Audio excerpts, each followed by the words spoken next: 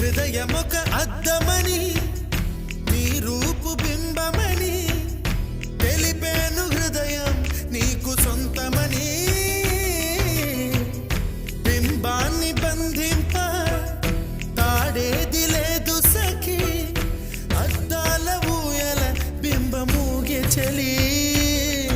నువ్వు తేల్చి చెప్పవే పిల్ల లేక కాల్చి చంపవే లైలా